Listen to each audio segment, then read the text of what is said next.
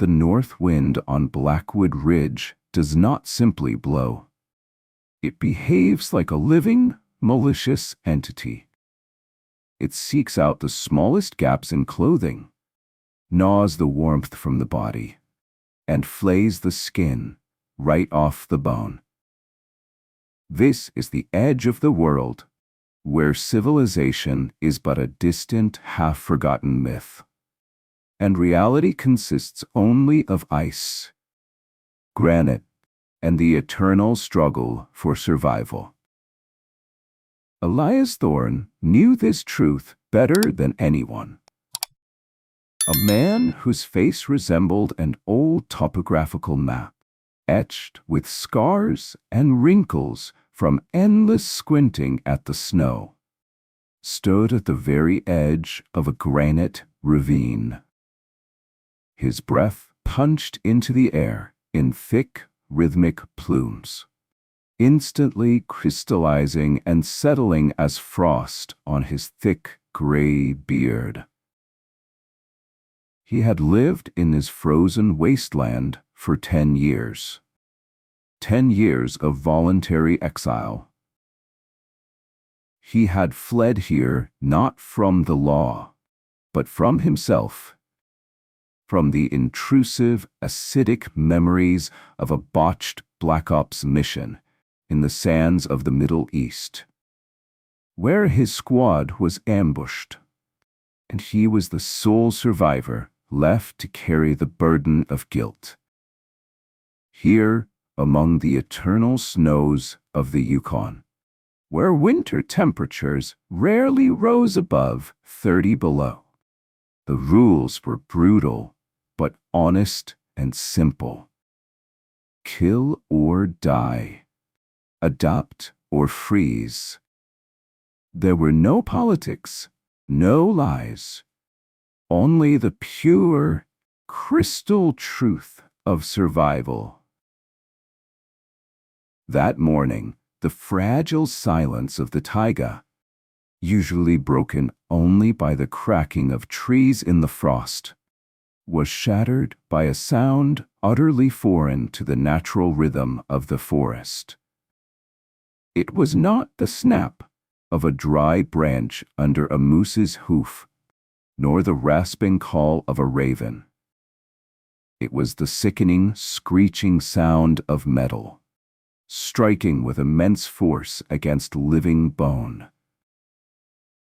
Elias froze. His hands, accustomed to weapons, automatically unslung his old, battered, but perfectly maintained .30 caliber Winchester. He slowly turned his head, listening. The forest had gone silent, as if holding its breath, awaiting the conclusion. Elias began a slow, dangerous descent down the slope toward the frozen riverbed, from where the sound had come. Every step was measured by years of practice. He moved so that the snow beneath his snowshoes barely whispered. What he found in the hollow, amidst trunks felled by a storm, made him stop and hold his breath. It was a Canadian lynx, but not just any cat. This was a massive male, a true king of these woods. Ash-gray like the winter sky before a storm, with black tufts on his ears that trembled with pain.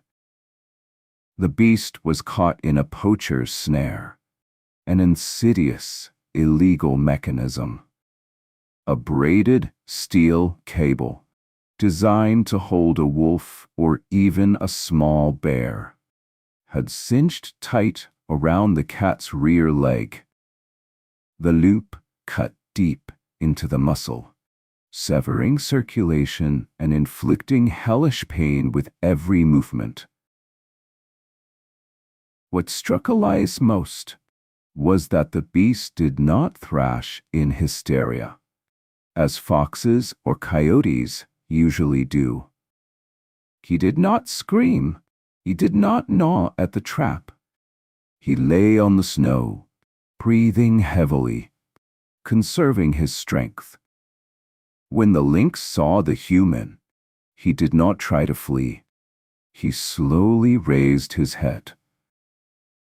His yellow eyes, cold as amber, frozen in ice, tracked Elias with a terrifying, almost human focus. There was no animal fear in them, only fury, dignity, and a cold calculation of the inevitable end. You've stepped into hell itself, boy, haven't you? Elias rasped, his voice sounding strange after weeks of silence. He knew perfectly well what mercy looked like in these harsh lands. The kindest thing he could do was to flick the safety and put a bullet in the heart. An animal with such a wound in the wild, where predators instantly become prey to weakness, was already a ghost. Survival chances were 0. He raised the rifle, catching the beast's broad chest in the sights. The lynx did not flinch. He looked straight down the barrel. Then he let out a low, vibrating growl that came from the very depths of his rib cage, and slowly bared fangs, the color of old ivory. It was a challenge. Shoot, Two Legs, I am ready to meet the darkness. Something in that gaze pierced the armor Elias had worn for years. It was the same defiance, the same fatal pride he had seen in the eyes of his brothers in arms. A moment before, mortar fire turned their position into an inferno. It was the look of a warrior who accepts death, but not defeat. Damn it all, he cursed softly, lowering the barrel. Not today. Elias slung the rifle behind his back. He began to unzip his heavy Arctic parka. Standing in just a thick wool sweater in 20 below 0, he felt the cold instantly claw at his body. But adrenaline warmed his blood. He took the jacket in his hands, like a matador's cape, and began to approach. The lynx tensed. Muscles rolled beneath the thick fur, preparing for a final desperate strike. The next 10 minutes were a brutal, physical dance with death. Elias lunged, throwing the heavy fabric over the beast's head. The lynx exploded with motion. The man threw himself on top, pinning the predator to the earth with his own body weight. Beneath the jacket, the lynx shrieked, a sound like a crying child and a bandsaw combined. Razor-sharp claws on the front paws shredded the thick fabric, seeking the man's flesh. Elias heard the canvas rip. He worked with his hunting knife blindly, groping for the cable with his free hand in a thick mitten. His fingers were numb with cold.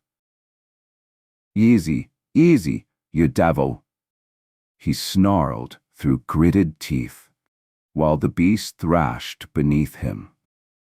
He found the lock mechanism. The knife blade slid into the gap. One sharp movement, a twist, and the steel cable pinged, going slack. Freedom. Elias instantly rolled back, grabbing his rifle and taking a defensive stance. The beast burst from under the jacket like a coiled spring. He stood on 3 legs, the 4th bloody and held high, leaving bright crimson spots on the pristine snow. They stood facing one another, man and the apex predator of the north. Both their breaths rose in white clouds. The lynx took an uncertain step toward Elias. The man's finger rested on the trigger, but the beast stopped. He narrowed his eyes, tilting his head to the side, studying his savior. Then he made a short, strange sound, halfway between a hiss and a huff, turned, and limping heavily, dissolved into the dense shadow of the spruce trees, as if he had never existed. Elias named him Orion, after the mythical hunter who lives among the stars. He was certain he would never see this forest ghost again. Nature is cruel, and wounded loners do not live long. But he was wrong. A week passed. Elias's wounds on his arms, where the claws had punched through the jacket, were beginning to heal when he found it. 100 yards from his cabin, on a flat rock, lay the carcass of a mule deer. The kill was executed with mastery and cleanliness. A crushed windpipe, a broken neck vertebra. But the strange thing was this: very little meat had been eaten, just enough to sate the initial hunger. Elias examined the tracks around it, wide, snowshoe-like paw prints. Orion. This wasn't just leftovers.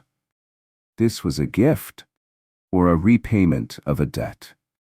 A code of honor that existed outside human concepts. From that day on, Elias began to notice the shadow.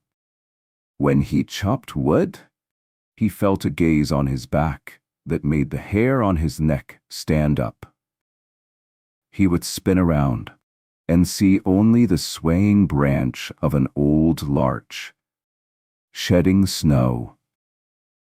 Orion did not become a pet. God forbid the thought. He remained a wild, dangerous spirit of the timber. He never allowed himself to be touched. But between them settled a strange, almost mystical pact of non-aggression and mutual respect. The culmination of this silent truce was the night of the great wind. In February, a storm hit with such force that ancient cedars snapped like matchsticks. The temperature plummeted to 45 below. Elias sat by the fireplace, feeding the flames, feeling the cabin shudder from the gusts. Suddenly, through the howling blizzard, he heard a scratching on the porch, not insistent, but cautious. He took his pistol, walked to the door, and cracked it open. There, huddled in the corner under the overhang, where there was slight protection from the killing wind, lay Orion. His fur was coated in ice. He looked up at Elias. In his gaze, there was no begging, only a statement of fact. Out there is death. In here is life. Elias did not drive him away. He did not invite him inside to the fire. That would be a violation of the boundaries of the wild. He brought out a large slab of jerky and an old blanket, tossing them into the corner of the porch. Orion ate the meat without breaking eye contact, then curled up on the blanket. So passed the winter. Two solitary predators, separated by millions of years of evolution, but united by total isolation. Spring arrived in the Yukon, not with warmth and birdsong, but with a man-made roar that vibrated in the chest. Elias was up on the high northern ridge, checking the glacial runoff, when he saw them. Two black helicopters, sleek and predatory, devoid of any markings or numbers, flying dangerously low over the treetops. They moved in combat formation. They touched down in a deep valley, in the very heart of the restricted reserve zone, where even rangers rarely ventured. The instincts of the old soldier, dormant for 10 years, instantly awoke and sounded the alarm. This was not a rescue operation. Rescuers don't fly stealth machines and hide in ravines. These were not scientists. Elias, using the complex terrain as cover, began to close the distance. He moved upwind. Through the powerful optics of his binoculars, he saw a scene that explained everything. A squad of men in full tactical gear, body armor, modern camouflage, HK-416 assault rifles. They surrounded the crash site of a small private plane, which had evidently gone down days ago and been buried by fresh snow. They were not saving the pilot. They were unloading reinforced metal cases. One of the cases was open, and Elias saw a dim electric blue glow pulsating from within. One of the men, tall, built like a tank with a horrific white scar bisecting his face, was shouting clear, harsh orders. Drugs? No, too much security. Weapon prototypes? Stolen tech? Corporate espionage? The options raced through Elias's mind. But one thing he knew for certain. These people were here to scrub the site clean. Suddenly, a dry branch snapped. The sound was quiet, but in the crystal air of the mountains, it rang out like a gunshot. The crack was not under Elias's boot, but somewhere to the flank, perhaps a hare or a deer. But the mercenaries' reaction was instantaneous.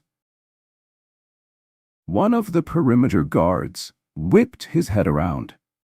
In his hands was a rifle with a heavy scope, thermal imaging.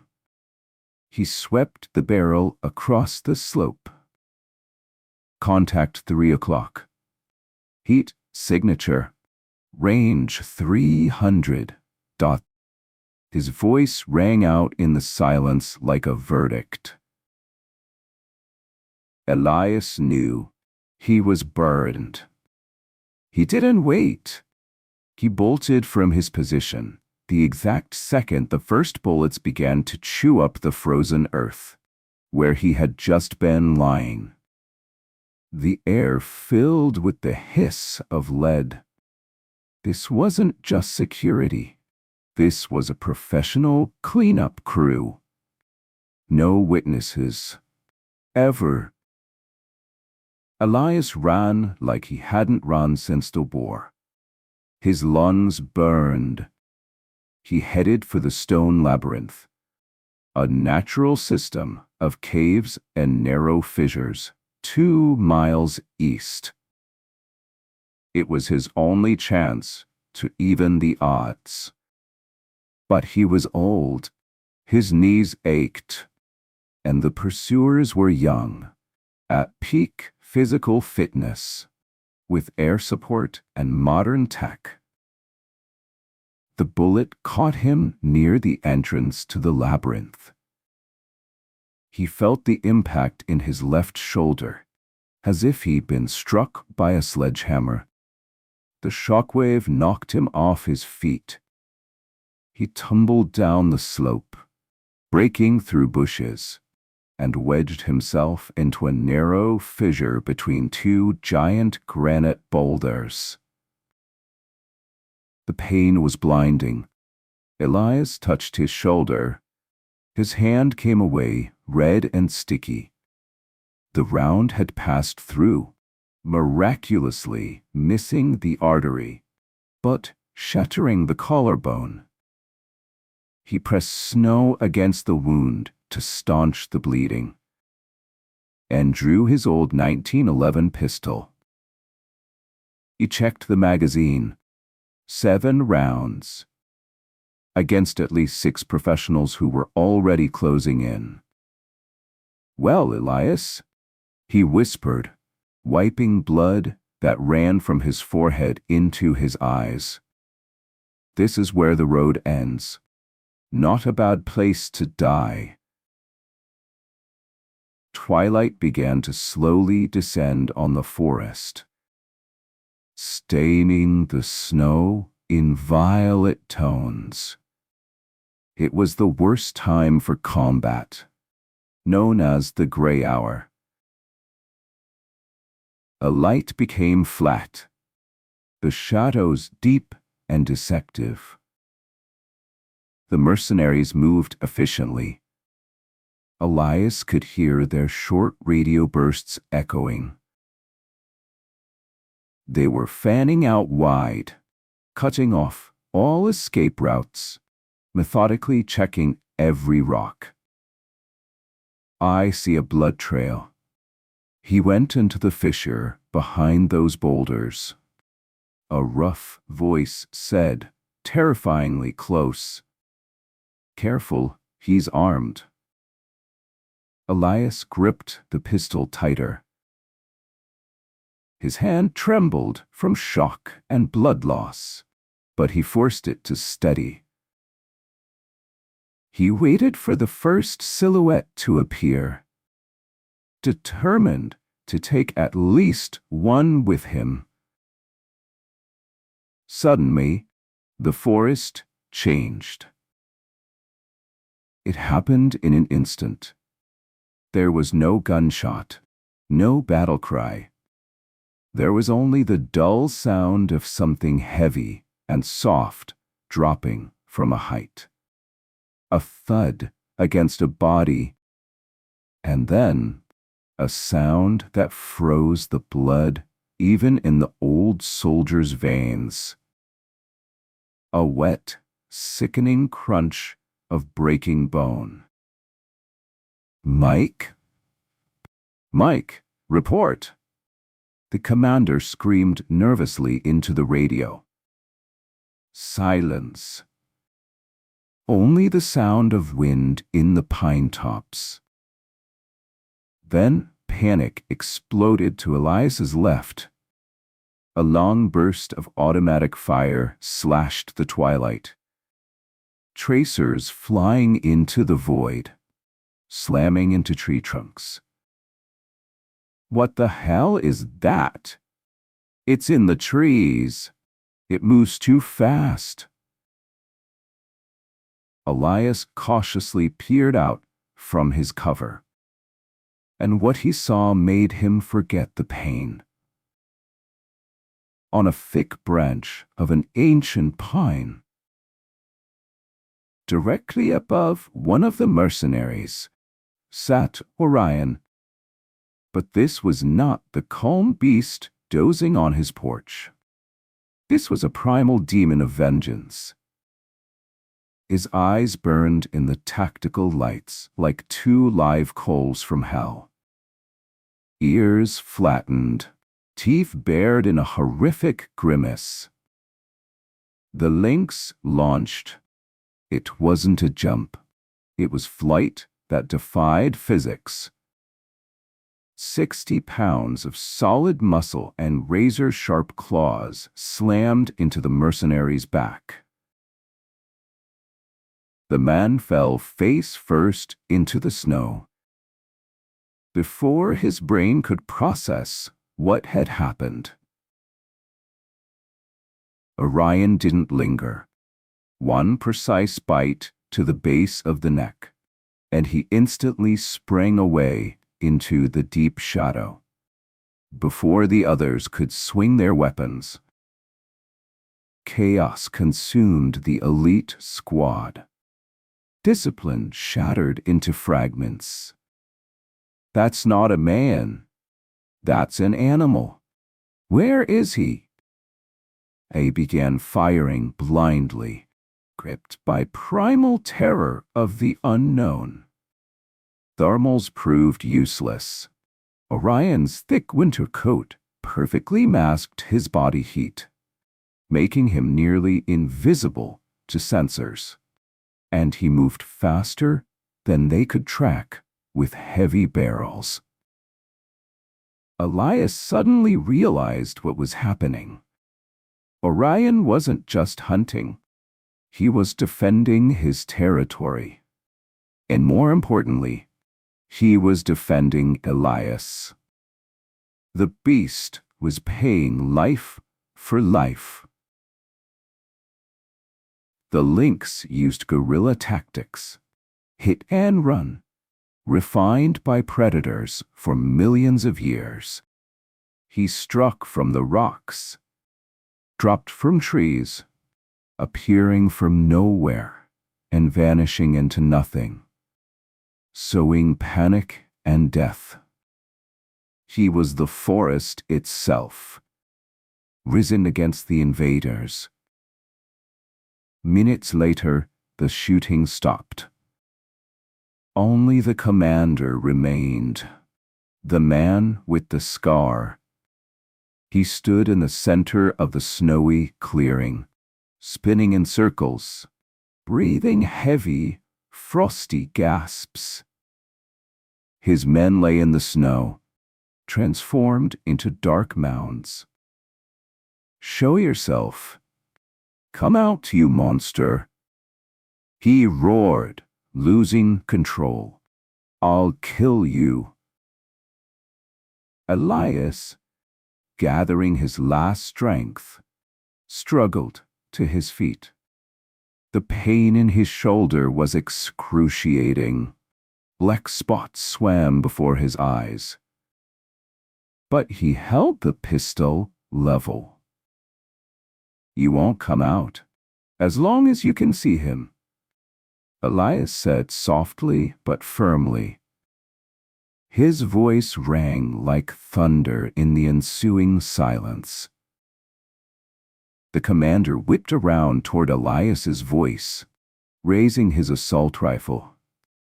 His finger began to squeeze the trigger, but he was a fraction of a second too late. From the dense darkness behind him, utterly silent, like smoke, a great gray shadow materialized. Orion didn't go for the back this time. He acted smarter. He swept the man's legs with a powerful blow of his forepaws. The mercenary hit the ground hard. The air knocked from his lungs, The rifle skittered far away. Before the commander could reach for his knife, Orion stood on his chest. A great cat loomed over the killer's face. Hot saliva dripped from open jaws, fangs 1 inch from the man's throat. Heavy paws pinned the mercenary to the earth with the force of a hydraulic press. Elias walked closer slowly, keeping the mercenary in his sights. "Don't move," he said coldly. "If you blink, if you even try to breathe too deep, he will rip your throat out faster than you can remember a prayer." The mercenary froze, completely paralyzed by terror. To look into Orion's eyes from such distance was to stare into the abyss of nature itself, which knows no pity. Elias kicked the rifle away. He leaned down and took the mercenary's radio. "Orion," he called softly. His voice was gentle, soothing. The lynx's ear twitched, reacting to the name. He slowly, very reluctantly tore his deadly gaze from the prey and looked at Elias. In that look, there was no longer fury, only a question. "Enough, brother. He is ours. It is finished."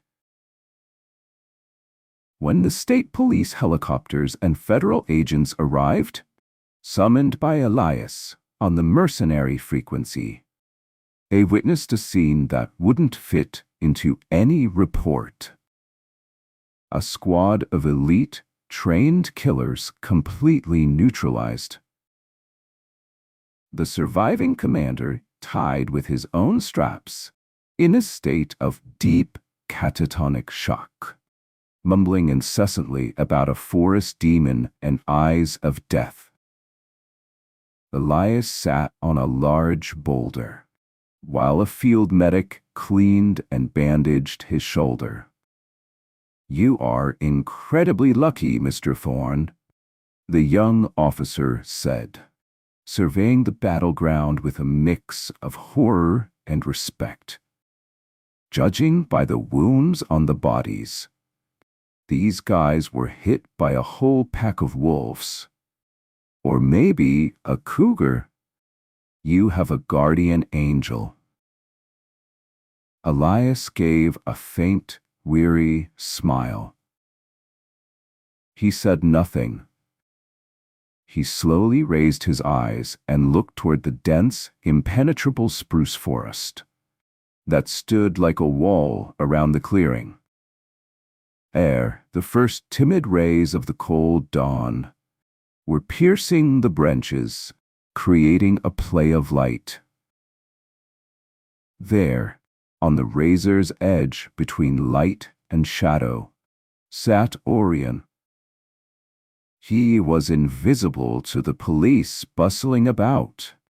He was visible only to Elias. The lynx sat motionless, like a statue carved from gray stone. His fur was clean, as if no slaughter had occurred. Their gazes met. It was a conversation without words, understood only by the two of them. A lynx slowly, solemnly blinked. The debt was paid. Blood for blood. Life for life. The circle was closed. Elias gave a barely perceptible nod in return, placing his hand over his heart. Orion stood, stretched, displaying his grace, turned and silently, like morning mist, dissolved into the depths of the wild, free forest to which he belonged. From that day on, Elias knew one truth. He might be an exile. He might live far from men. But he would never again walk these woods alone. He had a guardian. He had an ally. He had a brother in blood and spirit. And his name was Orion.